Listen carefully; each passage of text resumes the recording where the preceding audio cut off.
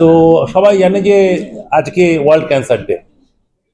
প্রত্যেক বছর আমরা ওয়ার্ল্ড ক্যান্সার ডে উদযাপন করি এবং নর্মালি উদযাপনের মানে পদ্ধতিটা হচ্ছে খুব সাবেকি পদ্ধতি। সিনিয়র ডাক্তারদের ডেকে ফুল দেওয়া হয়, আম, দু একটা কথা বলতে বলা হয়, কিছু পেশেন্টকে দাঁড় করিয়ে বলা হয় তাদের এক্সপিরিয়েন্স কি। এবছর আমরা চিন্তা করলাম যে না, এইভাবে করে কোন লাভ নেই। আমরা আমাদের অভিজ্ঞতা দিয়ে, যে অভিজ্ঞতা দিয়ে আমরা নতুন ক্যাম্পাসে গত 7-8 বছর ধরে রয়েছি, তাতে মনে হলো যে দিস শুড বি এবার টার্গেটেড টু দ্য পিপল, যাদের জন্য অ্যাকচুয়ালি সরকারি হাসপাতাল। সরকারি হাসপাতাল is not for the people who can actually afford a lot. আমাদের কিছু খরচা হয়, হয় না তার কারণ হচ্ছে, হয় এই কারণ হচ্ছে যে সবকিছু তার গভর্নমেন্ট সাপ্লাই থাকে না, যেগুলো থাকে না হয়তো সেগুলোর জন্য খরচা দিতে হয়। বাট ওভারঅল যদি দেখা যায়, সরকারি হাসপাতালে তুল্য মূল্য বিচারে প্রাইভেট কনসার্ন বা প্রাইভেট অর্গানাইজেশনগুলোর চেয়ে অনেক অনেক কম খরচায় পেশেন্ট চিকিৎসা পান। কিন্তু সেটাই তো শেষ নয়। একদিকে আমরা বলছি আমরা বিকশিত ভারত হব 2047 সালে, আরেকদিকে আমরা বলছি যে দেখ আমাদের কার্যকলাপের মধ্যে দেখা যাচ্ছে না যে আমরা কিভাবে এগোবো সরকারি হাসপাতাল হিসেবে। কারণ সরকারি হাসপাতাল তো মানুষের টাকায় তৈরি, সরকারি হাসপাতালেই তো মানুষরা আসে। প্রাইভেট কনসার্নে তো মুষ্টিমেয় মানুষ যায়, সমগ্র মানুষ তো যায় হচ্ছে সরকারি হাসপাতালে। এই দুটো কাজ আমরা করলাম। আজ সকালবেলা 12টার সময় অনেককেই ডেকেছিলাম, মানে সাগরিকাকেও ডেকেছিলাম, আমাদের সন্দীপকেও ডেকেছিলাম। একটা খুব ভালো জিনিস করেছি আমরা। গড়িয়াহাটে প্রাণ কেন্দ্রে একজন মহিলা আমাদের দান করেছেন। তিনি খুব বিখ্যাত লোক, ভারতবর্ষের প্রথম ইনকাম ট্যাক্স কমিশনার পিসি সেনের ওয়াইফ। নামই লোকে ভুলে গেছে অর্ধেক লোক। পিসি সেনের ওয়াইফ, উনি তার বাড়িটা দিয়ে দিলেন চিত্তরঞ্জন ক্যান্সারকে। কেন? যাতে আমরা আউটরিচ ক্লিনিক করতে পারি। আমরা একটা আউটরিচ ক্লিনিক করেছি ওখানে। আউটরিচ ক্লিনিকে ওপিডি তৈরি হয়েছে, সেখানে আমাদের একটা ছোট ল্যাব তৈরি হয়েছে, সেখানে আমাদের একটা ইউএসজি অন্যান্য ডায়াগনস্টিকের ব্যবস্থা রয়েছে। So basically it is a detection centre cum counselling centre. তো যাতে সাধারণ মানুষ যারা সরাসরি হাসপাতালে আসতে পারছে না, ভয় পাচ্ছে আসতে, তাদের মিড লেভেলে নিয়ে গিয়ে একটা ডিটেকশন সেন্টারে নিয়ে গিয়ে সেখানে তাদের কাউন্সেল করা এবং দরকার মতো কিছু টেস্ট করে বোঝা যে তারা সত্যি ক্যান্সারের মতো কোনো কিছু হতে পারে কিনা, এবং সেক্ষেত্রে যদি সেরকম হয় তখন পরবর্তীকালে রেফার করা আমাদের হাজরায় বা রাজারহাটের এই সেন্টারে। তো এই আউটরিচ সেন্টার কিন্তু actually is targeting to the বিকশিত ভারত। পৃথিবীর যে কোনো জায়গায় আপনি যাবেন, যেগুলো ডেভেলপড কান্ট্রি, তাদের বেসিক ইনফ্রাস্ট্রাকচার কিন্তু শুরু হয় এই প্রাইমারি সেন্টার দিয়ে। Primary centre, primary outreach clinic, primary detection centre, primary prevention centre, ওইভাবে কিন্তু শুরু হয়। আমরা আমাদের রাজ্যে অ্যাটলিস্ট চিত্তরঞ্জন ক্যান্সার যেহেতু সবচেয়ে পুরনো ইনস্টিটিউট ক্যান্সারের, প্রায় 75 বছর আমাদের লিগেসি, আমরা অ্যাটলিস্ট সেটা শুরু করতে পেরেছি বলে আমরা নিশ্চয়ই গর্বিত। এবং আরো আমরা ধন্যবাদ দিয়েছি ভদ্রমহিলাকে, যিনি সবকিছু ছেড়ে ছুড়ে দিয়ে, সবাই তো আজকাল ঠাকুর পুজোর সব জায়গায় দান ফান করে দেন, যে কোনো না কোনো ধর্মীয় অর্গানাইজেশনে। এই ভদ্রমহিলা বলেছেন না, আমি স্বাস্থ্য কেন্দ্রে বা স্বাস্থ্য ব্যবস্থার জন্য দেব। So that is something which is very good to আস।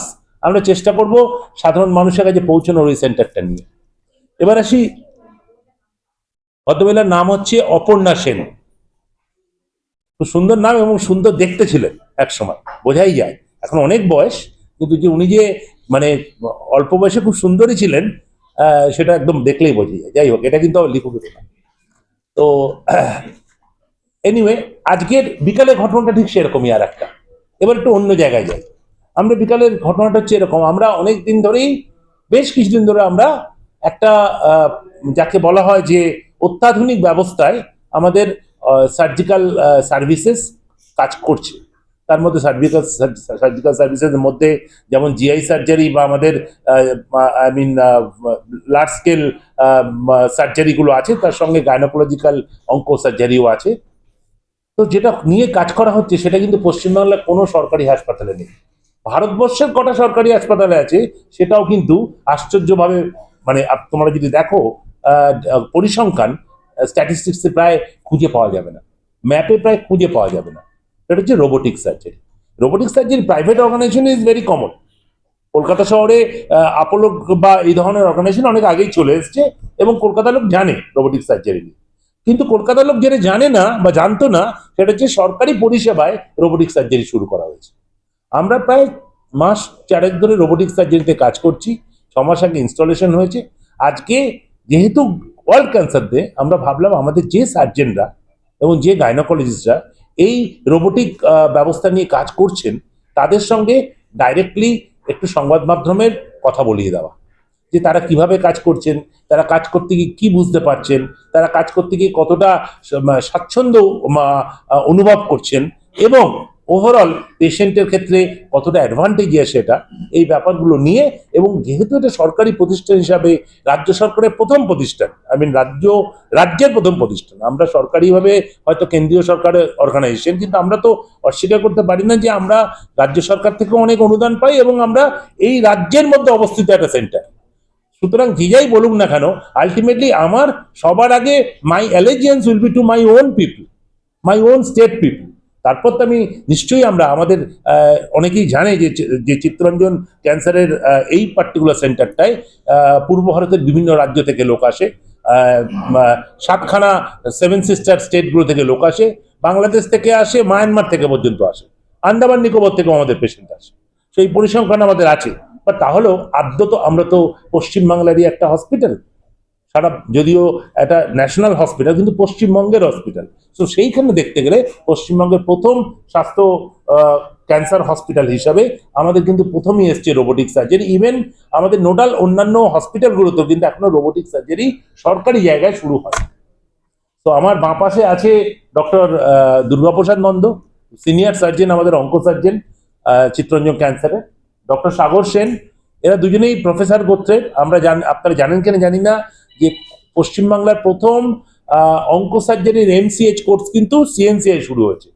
যদিও অনেকগুলো বড় হাসপাতালে অঙ্ক সার্জারি হয় সরকারিভাবেও, তারা কেউ কিন্তু MCH শুরু করতে পারেননি।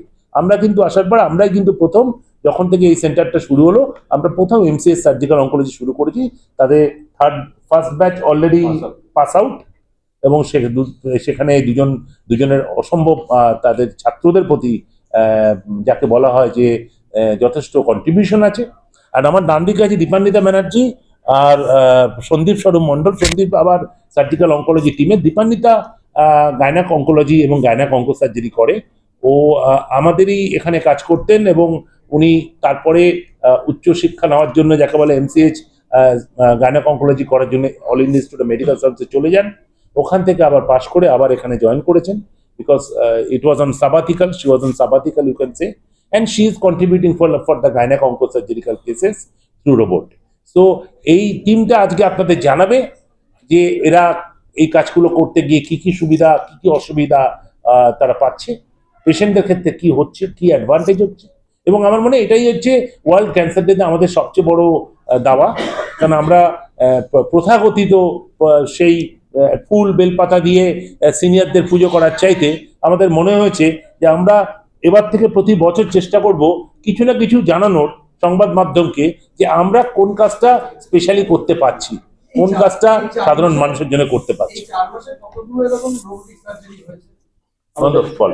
এখন 20টা মতো রোবোটিক সার্জারি হয়েছে আমাদের ফুল ফ্লেজেড শুরু হয়েছে 3 মাস। 3 মাসে আমরা 20টা রোবোটিক সার্জারি করেছি। আসলে লার্নিং কার্ভটা টিপ, আস্তে আস্তে আমরা বাড়াচ্ছি এবং হোপফুলি আগামী দিনে আরো বেশি করে করব। তাছাড়া এর কস্টেরও একটা ফ্যাক্টর আছে, কারণ রোবোটিক সার্জারি অন্যান্য মতো নয় যে ওর যে ইনস্ট্রুমেন্ট বা সবকিছু যেগুলো ডিসপোজেবল, সেগুলোর একটা কস্ট ফ্যাক্টরও থাকে। তো এখনো আমরা কিছু চার্জ করছি না, কিন্তু ভবিষ্যতে সেটা নিয়েও আমাদের ভাবতে হবে, কারণ এখানে গভর্নমেন্ট সাপ্লাই নেই। প্রথম 100টা আমরা যাদের কাছ থেকে রোবট নিয়েছি তাদের সঙ্গে আমরা নেগোশিয়েট করেছি, 100টা আমাদের ফ্রি দিতে হবে। এই 100টা ফ্রি শেষ হয়ে গেলে আমরা তো কস্ট নেব, মানে কস্ট পার টেস্ট নেব। সেখানে এই কিটটার যেটুকু দাম শুধু সেটুকুই পেশেন্টকে দিতে হবে। সেটা ডেফিনেটলি প্রাইভেট সেক্টরে করতে যাওয়া যারা জানেন তার 5 ভাগের 1 ভাগ হবে, কারণ এমআরপি দামের উপর প্রচুর ডিসকাউন্ট থাকে। তো আমরা সরকারি প্রতিষ্ঠান হিসাবে যতটুকু টাকায় পাবো আমরা সেই টাকাটুকুই শুধু নেব। However, it will be then payable after these 100 cases. এই রোবোটিক সার্জারি কি সরকারি যে সমস্ত স্বাস্থ্য স্কিম রয়েছে তার সুবিধা কি পাওয়া যায়? আমরা এখনো অবধি স্বাস্থ্যসাথী বা আপনার আয়ুষ্মান ভারত কোনোটাতে রোবোটিক সার্জারির কোনো প্রভিশন এখনো ওরা রাখেনি। আমাদের কাছে স্বাস্থ্য ভবন থেকে চেয়ে পাঠিয়েছিল যে রোবোটিক সার্জারি করলে কিরকম কি খরচ কি হয়। তো আমরা সেটার উপর ওয়ার্কআউট করা একটা খুব মুশকিল হয়ে দাঁড়িয়েছে, কারণ এই consumable cost varies from company to company. মানে এসএস মন্ত্রার যা কনজিউমেবল কস্ট, আপনার দা ভিঞ্চির কনজিউমেবল কস্ট প্রায় তার 3 গুণ। তো এইটা একটা ওয়ার্কআউট আমাদের করতে হবে, মধ্যপন্থায় আসতে হবে যে কতটা কনজিউমেবল কস্ট অ্যাড করা যাবে। অ্যাকচুয়ালি আরো পরিষ্কারভাবে বলতে গেলে স্বাস্থ্যসাথী বা আয়ুষ্মান ভারত শুধু কেন্দ্রীয় সরকারি বা রাজ্য সরকারি হাসপাতালগুলোতে সঙ্গে কাজ করে না, তারা তো প্রাইভেট সেক্টরে কাজ করে। আমরা হয়তো nodal authority national hospital, but যখন আমাদের কাছে চাওয়া হয় আমরাও এটা জানি যে আমাদের সেম প্রফেশনের আমাদের বন্ধুরা তারা প্রাইভেট অর্গানাইজেশনে আছে। এবার আজকে আমরা যে যে কিট দিয়ে কাজ করি, এসএসআই মন্ত্রের কথা যেটা ডক্টর নন্দ বললেন, তার যে কস্ট, কিন্তু বেশিরভাগ হাসপাতালে আছে দা ভিঞ্চি প্রাইভেট অর্গানাইজেশনে, তার কস্ট তো 3 গুণ বেশি।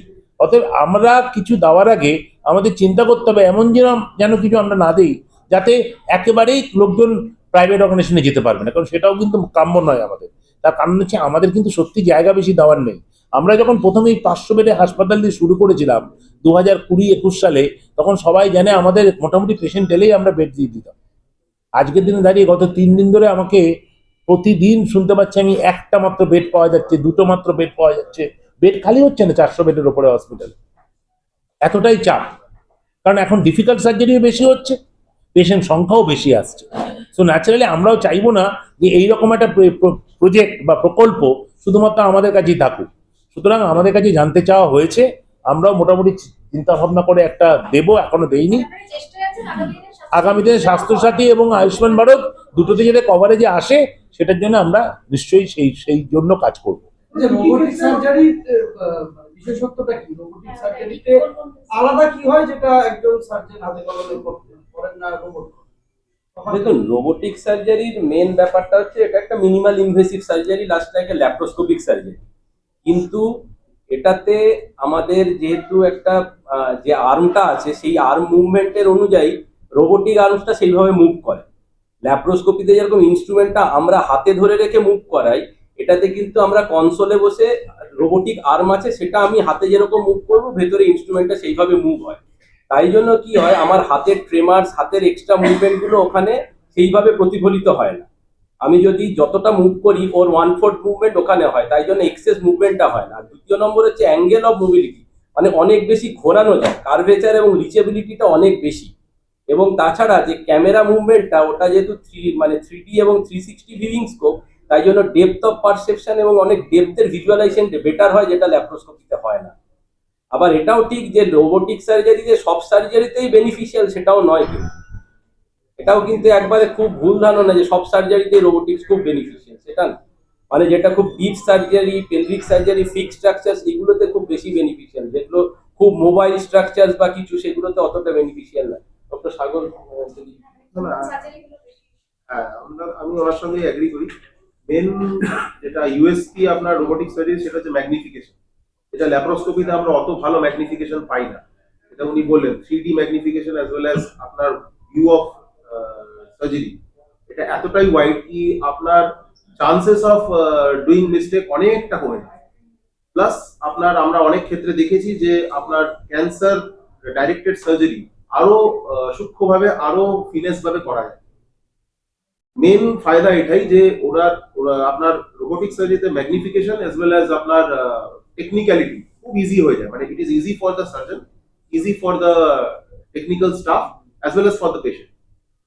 তো সেই হিসাবে it is a very advance technological leap. And আমাদের সরকারি প্রতিষ্ঠানে এটা আসা মানে হচ্ছে এটা it will be more available for the general public. সেটা হচ্ছে খুবই একটা বড় অ্যাডভান্টেজ। দেখুন, আমরা চেষ্টা করব যাতে মানে সবার কাছে এই রোবোটিক অ্যাডভান্স সার্জারিটা পৌঁছে দিতে পারি, মানে সমাজের সমস্ত স্তরের মানুষের কাছে। এটা যেন না হয় একটা বিশেষ স্তরের মানুষের কাছে এই অ্যাডভান্স সার্জারিটা কুক্ষিগত থাকে। এটাই আমাদের মেন মোটো। সেটাই আমরা ওয়ার্কআউট করছি যে ওনারা এই 100টা কেস আমাদের ফ্রি দিয়েছেন, তারপরে ওনাদের সাথে ওয়ার্কআউট করা যে কতটা আমাদেরকে কম দামে দিতে পারে যাতে আমরা উইদাউট কস্ট পেশেন্টদের কাছে পৌঁছে দেবো। উইদাউট কস্ট হয়তো বসানো যাবে না, যতটা কম যদি আমরা বরং টার্গেটেড হচ্ছে এরকম যাতে স্বাস্থ্যসাথী বা আয়ুষ্মান ভারতের আওতার মধ্যে যেন আসে। তাহলে এটা, কারণ ওরাও জেনে যাবে যে স্বাস্থ্যসাথী আয়ুষ্মান ভারত যেটা করা সম্ভব। এই ব্যাপারটা এতদিন পর্যন্ত যেটা ছিল, ওদের ধারণা ছিল রোবোটিক করা সম্ভব নয়, কিন্তু আমরা মোটামুটি বুঝতে পারছি রোবোটিক করা সম্ভব। এখানে কিটের প্রাইসগুলো তফাৎ হবে, বাট সেক্ষেত্রে দাভিঞ্চির প্রাইসেরও একটা জায়গা আছে, যেটা নিয়ে একটা কার্যকরী প্রাইস যদি আমরা করে দিতে পারি সরকারি প্রতিষ্ঠান হিসাবে, গভর্নমেন্ট অফ ইন্ডিয়া এবং গভর্নমেন্ট অফ ওয়েস্ট বেঙ্গল যারা স্বাস্থ্যসাথী চালান এবং আয়ুষ্মান ভারত চালান, তাহলে হয়তো আগামী দিনে সব ধরনের মানুষের কাছেই হয়তো রোবোটিক সার্জারির সেবা বা মানে পরিষেবা পৌঁছানো সম্ভব হবে। কি ক্ষেত্রে রোবোটিক সার্জারি করছেন আপনারা? দ্বিতীয় প্রশ্ন, যে রুগী আসছে, যে রুগী বাড়বে, কারণ যেহেতু প্রাইভেট হসপিটাল থেকে আপনারা ফ্রিতে করছেন, আপনি অল্প পয়সা দিয়ে করবেন, সেক্ষেত্রে রুগী চলে যাওয়ার সম্ভাবনা কতটা মানে কমানো যাবে? এসে ফিরে যাবে এরকম হবে না তো? না, এখন শুরুতে আমি বলি, শুরুতে আমরা এখন যেহেতু এটা আপনাকে প্রথমে বলা হলো যে লার্নিং কার্ভটা একটু বেশি আছে, তো আমরা লিমিটেড সার্জারি শুরু করছি, পেলভিক সার্জারি দিয়ে স্টার্ট করছি। তো আমরা এখন mainly directed towards colorectal surgery, gynaec oncology. Madam আছেন, উনি স্পেসিফিক্যালি গাইনেক অনকোলজি কেসগুলো করেন, ইউরিনারি ব্লাডার এবং পেলভিক সার্জারি মেইনলি আমরা ডিল করছি। তো আমাদের এখন আমাদের ইন্টেনশনটা আছে যে maybe in next couple of months আমরা ধরুন আপার অ্যাবডোমেন সার্জারি বা থোরাসিক সার্জারি এগুলোতে আমরা এগুলো অ্যাপ্লাই করব। আর আপনার সেকেন্ড কোশ্চেন যেটা, যে পেশেন্টের পার্টি মানে যদি আসে তারা অনেক তো চলে আসবে, কারণ প্রাইভেট থেকে যদি ফ্রিতে হয়, অল্প দামে হয়, দেখুন ফ্রিতে তো হবে না, একটা কষ্ট থেকেই যায়। এবার আমাদের এখানে আমি একটা কথা বলে দিই, আমরা কিন্তু একটা জিনিস পরিষ্কার বলি, যারা পুরনো আগে এসছে, সাগরিকা বা এর সন্দীপ এরাও শুনেছে, আমরা একটা কথা বলি যে আমরা কিন্তু সবাইকে বলি যে the people who have the the provisions, they should go for the private sector hospital, কারণ for the treatment, because in our state there are many good private sector hospitals, no doubt about it. তো সেখানে আমাদের কোনো দ্বন্দ্ব নেই। আমাদের কাজ হচ্ছে শুধুমাত্র আমাদের সাধারণ মানুষের কাছে কতটা আমরা সেম মানের চিকিৎসা পৌঁছে দিতে পারি, that is hour challenge. But সেই জন্য আমরাও চাই কিন্তু সেই পেশেন্টটাই আসুক আমাদের কাছে যাদের কিন্তু সত্যি দরকার, মানে অর্থনৈতিকভাবে যারা দুর্বল তারা এখানে আসুক। তো সার্জারি ইউ ফিল যে more apt and which are robotic not. Surgery, gynae অনকোলজিতে এন্ডোমেট্রিয়াল ক্যান্সার, ইউটেরাইন ক্যান্সার তো প্রচুর পরিমাণে বেড়ে যাচ্ছে। তো ইউটেরাইন ক্যান্সারের দ্য অ্যান্সার যদি গাইনি অনকোলজিতে বলা হয় যে কোন ক্যান্সারে দেওয়ার রোবোটিক সার্জারির বেস্ট উপকারিতা বা উপযোগিতা আছে, সেটা হলো এন্ডোমেট্রিয়াল ক্যান্সার, ইউটেরাসের ক্যান্সার, জরায়ুর ক্যান্সার। আর রোবট আনার সরকারি সেটআপে, যেমন স্যার বা নন্দদা বললেন যে ক্যান্সার শুড বি অ্যাফোর্ডেবল, আমাদের মেন উদ্দেশ্যই হলো যে cancer, we know that cancer does have an answer should be complete. So যেমন আমাদের ওপেন আছে, surgery we all are surgeons, surgery may be open, may be minimally invasive এর মধ্যে laparoscopy আর robotic, case to case depending on the indication পেশেন্টকে আমরা হয় laparoscopy বা রোবোটিকের ওপরে আমরা পেশেন্টকে ইনক্লুড করব বা ঢোকাবো। তো সেটা টোটালি, কিন্তু রোবোটিক সার্জারি কেন আমরা আজকে মিডিয়া মিট করে এটাকে হাইলাইট করছি, কারণ robotic surgery in a government setup should be promoted. এরকম না হয় যে আজকে পাঁচটা যে বিপিএল এর বিলো পভার্টি লাইনের আন্ডারে আছে যে পেশেন্ট, হয়তো তার এন্ডোমেট্রিয়াল ইউটেরাইন ক্যান্সার হয়েছে, সে যাতে মনে না করে বা সে যাতে ভাবে না যে আহা রোবোটিক হলে হয়তো আমি বেটার হতাম, বা রোবোটিক সার্জারি আমি অ্যাফোর্ড করতে পারছি না বলে সরকারি হাসপাতালে যাচ্ছি। তো সেটা আমরা একটা উদাহরণ করতে চেষ্টা করেছি এবং করছি এবং করব ভবিষ্যতেও, যে না, সরকারি সেটআপেও আমরা ফাইন এবং আপডেটেড অ্যাডভান্সড টেকনোলজি ইউজ করতে পারি, ইউজ করা সম্ভব, এবং অল ট্রেন্ড ডক্টরস রয়েছেন, এবং সেই লজিস্টিক্স যদি আমরা ফুলফিল করি, আমাদের ইন্ডিয়া মেড মানে make in India only SSI mantra, so সেটাকেই আমরা প্রমোট করে আমরা অ্যাফোর্ডেবল ক্যান্সার কেয়ার পেশেন্টদেরকে আমরা অ্যাভেল করাতে পারি। তো টেকনোলজিক্যাল অ্যাডভান্সমেন্টস হচ্ছে, why not upgrade ourselves also. তো সরকারি জায়গায় কাজ করি মানে যে বেড়াল কুকুর ঘুরে বেড়াবে, হ্যাঁ, সেই একটা ধারণা থেকে বেরোতে হবে তো এবার, নাকি? স্পেশাল ট্রেনিং নিশ্চয়ই নিয়েছে। হ্যাঁ, অবশ্যই। অবশ্যই রিগারাস ট্রেনিং। সো দেখুন, এটা হচ্ছে ডিপেন্ডস অন দ্য ম্যান, যে সার্জেন্স পারফর্ম করবে। যারা খুব প্রচুর দিন ধরে ল্যাপারোস্কোপিক সার্জারি করছে, they perform as good at robotic surgery.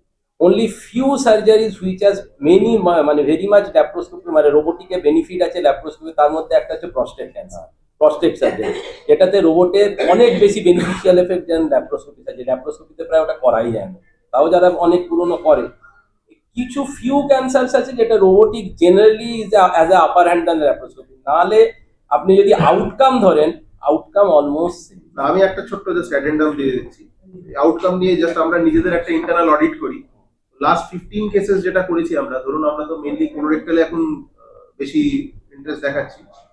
তো কোলোরেক্টাল সার্জারিতে আমরা জেনারেলি অ্যাডিকুয়েসি অফ রিসেকশন যেটা বলি, অ্যাডিকুয়েসি মানে কত is the cancer resection adequate or not, সেটা কম্প্যারিজনের জন্য আমরা যখন অন্য আমাদের লাস্ট ধরুন ল্যাপারোস্কোপি কেসগুলোর সঙ্গে কম্পেয়ার করলাম, তো আমরা adequacy generally lymph node yield মানে কটা লিম্ফ নোড বার করতে পারলাম বা মার্জিন গুলো ফ্রি আছে কিনা ক্যান্সারের মার্জিন গুলো, এইগুলো যখন আমরা কম্প্যারিজন করলাম, মানে it is at per with it even when we are in learning curve, considering we are in learning curve, ধরুন first 25 cases we are in learning curve, তাতেও আমরা adequate amount of ইয়ে করি, there is no difference।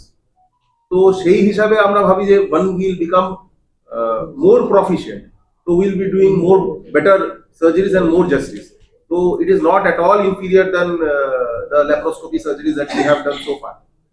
So for the gynae cancer cases also মানে margins দেখতে যা oncological principle follow করে oncological clearance আমরা করতে পারছি কিনা, তো সেখানে আমরাও Standard of লার্নিং care কার্ভে করছি। আছি। স্ট্যান্ডার্ড অফ কেয়ার ওই কোর্সের গাইডলাইন মেনে চলছি, এভিডেন্স আছে। So we have started, we are doing it and we will continue it. So technological অ্যাডভান্সমেন্টের একটা অ্যাডভান্টেজ আছে, সেটা মানতেই So হবে। patient নাহলে তো তাড়াতাড়ি বাড়ি যায়। টেকনোলজিক্যাল Patient অ্যাডভান্সমেন্ট আছে কোথায় আছে যে আপনার মুভমেন্ট অনেক, আপনি বেশি মোবিলিটিটা অনেক বেশি, হাতে আপনি কত রিস্ট ঘোরাবেন, এটা তো যত খুশি ঘোরাতে পারে। দ্বিতীয় নম্বর, দেয়ার ইজ অ্যাডভান্টেজ ইন সুচারিং, যেটা ল্যাপ্রোস্কোপিক্যালি সুচার করতে অনেক অসুবিধা হয়, রোবোটিক্যালি সুচারিং করতে অনেক ইউজফুল হেল্পফুল হয়। তিন Easy. নম্বর হচ্ছে ভিশন, যদিও এখন ল্যাপ্রোস্কোপিক্যালি অনেক অ্যাডভান্স সেট এসে গেছে, রোবোটিক্সে যেটা ইউজ হয় 3D, যেটা আমরা কিনতে যাচ্ছি 3D ল্যাপ্রোস্কোপি সেট, হয়তো নেক্সট মান্থের মধ্যে আমাদের চলে আসবে, সেটার vision is add part of the robotic vision. হ্যাঁ, তো সব জায়গায় অ্যাডভান্সমেন্ট হচ্ছে, শুধু আমাদের দরকার হচ্ছে অ্যাডভান্সমেন্টটা যাতে আমি অল স্ট্যাটা অফ লোকের কাছে পৌঁছে দিতে পারি, এই অ্যাডভান্সমেন্টটা যেন কুক্ষিগত কিছু সমাজ মাধ্যমের মধ্যে না থাকে, that is our own M. কারণ আমরা আপনাদের জানিয়ে রাখি, আমাদের কাছে সার্জিক্যালি আমরা প্রত্যেক পেশেন্টকে মানে free of cost all advance equipment provide করি, স্টেপলার থেকে আরম্ভ করে সব কিছু যা যা দরকার হয়, এবং যা যা ইলেকট্রনিক গ্যাজেটস লেটেস্ট আছে সেগুলো সব আমাদের কাছে আছে, এবং we are not charging anything to the poor. প্রতিদিন কটা আপনার সার্জারি হয় মোটামুটি? প্রত্যেক দিন একবার আমাদের 10 থেকে 12টা সার্জারি হয়। মেজর সার্জারি পাঁচটা OT full ওটি কিন্তু fledged run 5টা, করে। হ্যাঁ মানে at one point of Every time day. 5টা ওটি শুরু হয়, 5টা ওটি 100 Monday করে। থেকে Friday। এখনো full capacity start করা যায়নি। আরো 3খানা ওটি আমাদের স্ট্যান্ডে মানডে আছে। থেকে ফ্রাইডে 5 OTs পার এগুলো ডে। সব major cases। এটা হলো মেজর কেসেস, হ্যাঁ এক্স্যাক্টলি। সো মাইনর ছোটখাটো কেসেস কেসগুলো আমরা ধরি না। অন্য নিচে অন্য ফ্লোরে। মাইনর ওটি থাকে, সেগুলো আলাদা জায়গায় হয়। সন্দীপ, মেজর কেসেস গুলো মোটামুটি 10-12টা কেস তো হয়, সন্দীপ বল Sandeep. Including head and neck and সেটা বলছে আর 5টা বেসরকারি হাসপাতাল যে উন্নত পরিষেবা দেওয়ার প্রতিশ্রুতিবদ্ধ তারা দিচ্ছে, আপনারা সরকারি হয়েও সেই সমমানের চিকিৎসা আমরা স্ট্যান্ডার্ড অফ কেয়ারে সমমান নয়, we will tell we are giving better. আমি আপনাদের এখনো বলতে পারি, আপনাদের যদি ওটিতে যান, the gadgets which are using, the consumable which are using, suture materials যা আমরা ব্যবহার করছি, যে কোনো বেসরকারি হাসপাতালের চেয়ে বেটার, সেটা আমি এখানে বেট ফেলে বলতে পারি। এবং মানে কোনো রকম তাতে কোনো খামতি বা কম্প্রোমাইজ আমরা করি না, Compromise করা best of the art, state of the art use করা হয় আমাদের। ডক্টর সন্দীপ যদি কিছু বলতেন।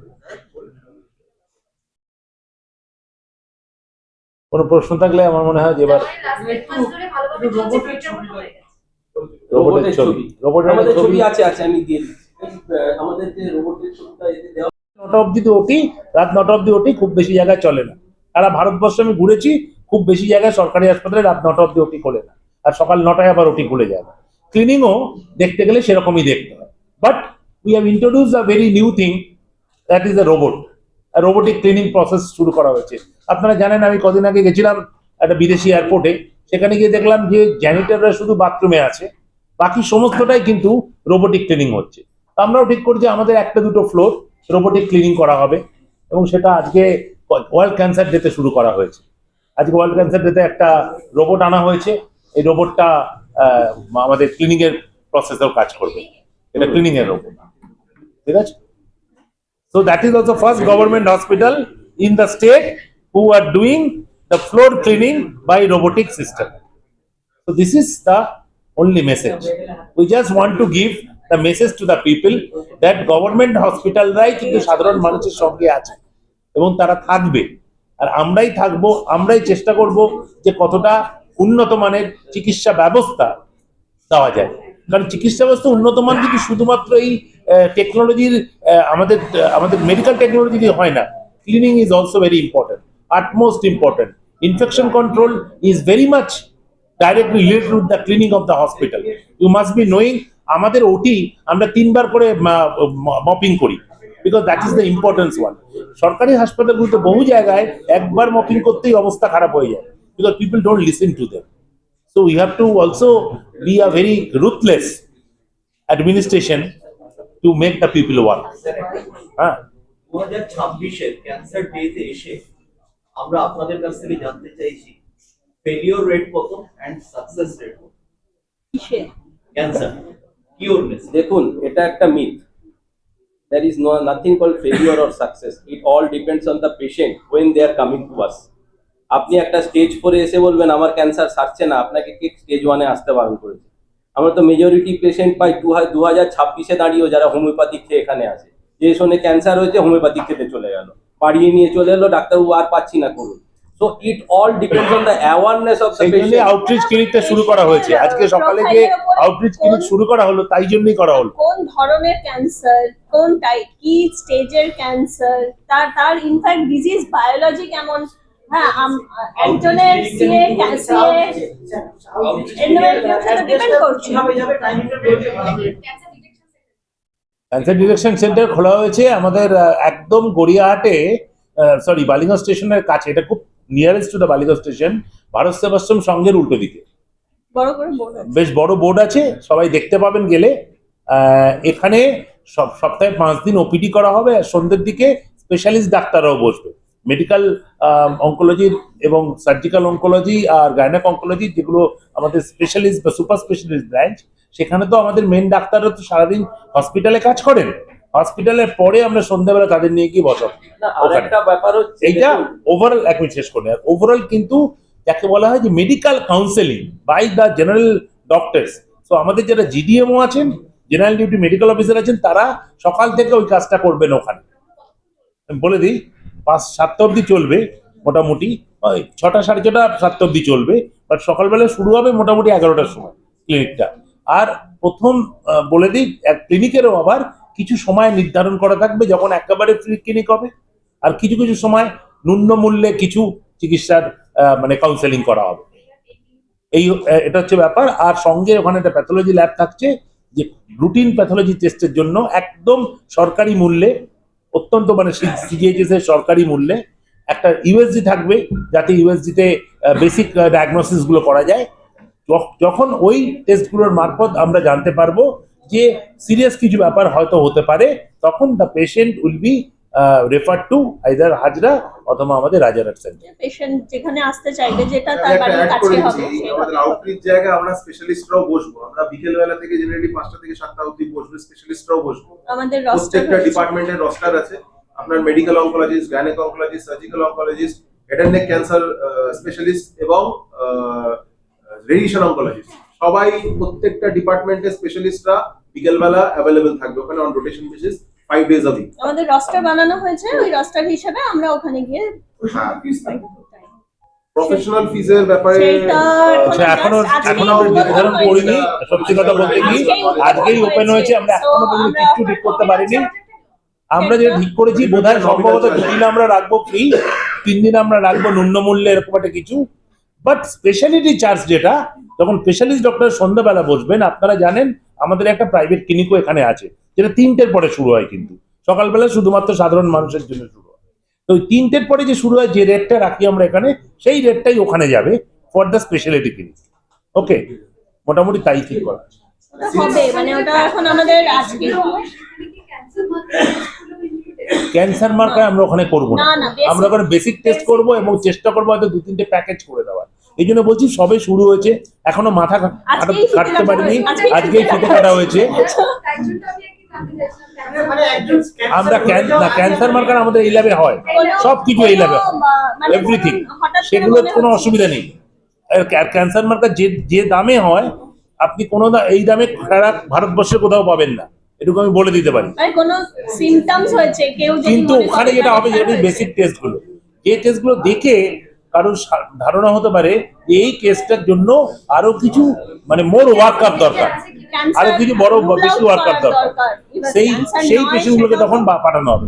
আর যাদের কিছুই পাওয়া যাবে না বলে দেবে ওখানে যে আপনার কোনো চিন্তা নেই, আপনি নিশ্চিন্ত থাকুন, আপনার মানসিক টেনশন হচ্ছে, মানে কোনো ব্যাপার ক্যান্সার না। নেই সেটাও তো ডাক্তারই বলবে। ডাক্তারই তো বলবে সেটা। সেইটাকেও রুল আউট করার জন্য এই ক্লিনিকটা ইজ আ কাইন্ড অফ একটা bridge between the main hospital and the patients, মানে পপুলেশন। দেখুন একটা Society তে। ওটার একটা সবচেয়ে ইম্পর্টেন্ট দিক হচ্ছে যে টাইমটায় আমরা বসে এটা নিয়ে যা। জেনারেলি সব লোক অফিস টফিস করে ওই সময়টা আসতে চায় সন্ধ্যেবেলা, যেই সময়টা কিন্তু কোনো সরকারি জায়গায় ওপিডি খোলা পায় না, বাধ্য হয়ে তাদেরকে কোনো বেসরকারি জায়গাতেই যেতে হয়।